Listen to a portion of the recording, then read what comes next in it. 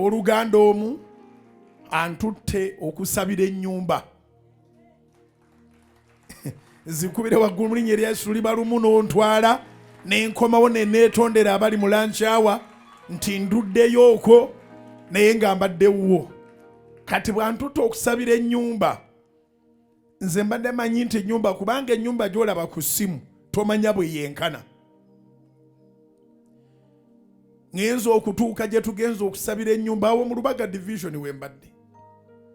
Ngenza okutuuka gye tugenza okusabira ennyumba ng'ennyumba eri ku eka S, ng'ennyumba eri ku eka 2, ng'alina compound eka namba n'ennyumba eka namba. Ne tulambula ne nekkakkanya ne nejjamu akasigiriko gamba nti nziruka mu lunch hour. Ndabeko ewaffe Masaka gye nzaalibwa e Buddu bagamba nti tuliisa ku maaso. So ndiisiza amaaso naye nga ndiisa amaaso naye nga gwampuliriza naawe ndaba nga nkulina in the back of my mind nti nsaba kikubeeko mu linnya lya Yesu. Nsaba kikubeeko mu linnya lya Yesu. Nsaba kikubeeko mu linnya lya Yesu. Tulambudde wansi, waliwo prayer room nnene bulungi. Ndabyeyo kyesirabanga ate nga sikiplaninganga. Alina ebisenge by'abagenyi naye alina n'ebisenge by'abapasita. Ndabye prayer room eyo ne tugivaako nanga nti kaakati wano ate waababuulizi ba njiri. Ebisenge bibiri nga biri self contained nga binene nnyo bigazi nnyo okukubira ekifaananyi ekisenge kirimu galaji 3. Omanyi nali mupangisa mulungi. Nali mupangisa mulungi nga sikyanoonya ruumu za kupangisa nga njagala galaji. Kubanga galaji gwe weesaliramu.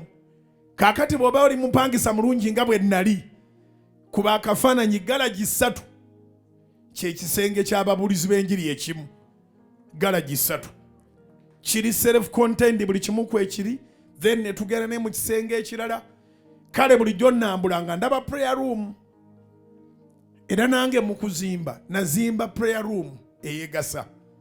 Naye saazimbira basumba nti bwe baba bazze okunkyalirako. Nyina ebisenge by'abagenyi naye sina bisenge by'ababuulizi b'enjiri.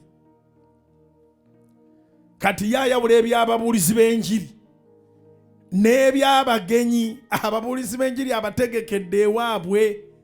Abagenyi ba bulijjo abo nabo balina ewaabwe. So tulambudde first floor ne tugimalako, ne twambuka ku second floor nayo ne tugimalako, ne twambuka ku third floor. Ne twambuka ku third floor eyo waliwo rooftop nga bonoogamba ndi ku Serena naye ekisenge ekisembayo waggulu. Lujja lulamba compound number waggulu eri waggulu gye tubadde. Wagendayo akabaga k'abantu nga 2.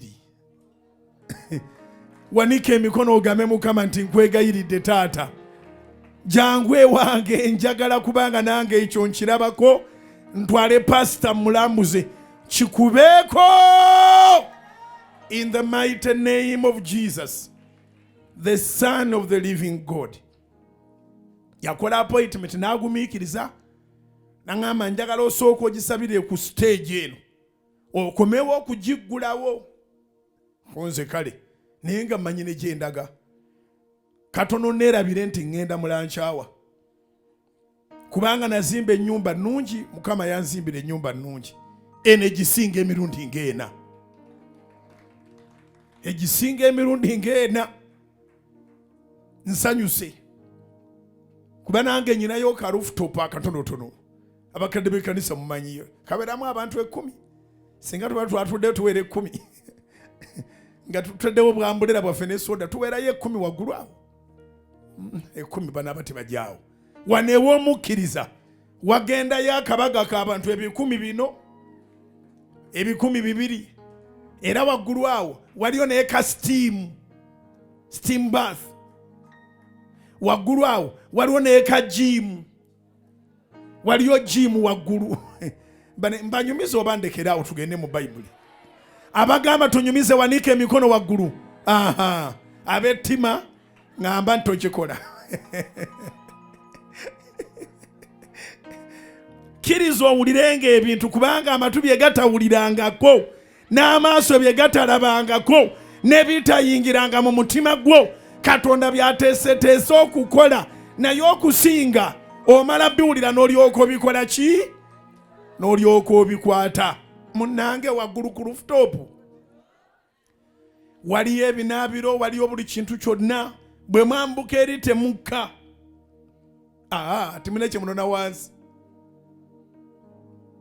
Waliyo steam bath, waliyo gym, wagazi wazibu, Kampala yenna muba mumulengera. Mukama mwesigwa, eggulu gye liri abooluganda. Kubira Mukama engalo ez'amaanyi, zikubire waggulu w'omutwe gwo. So nsanyuse nnyo nti olunaku lwange olusoose mwezi gwa August ngenze kulaba fruits of prayers. Olunaku lwange olusoose mwezi gwa August ngenze kulaba fruits of prayers.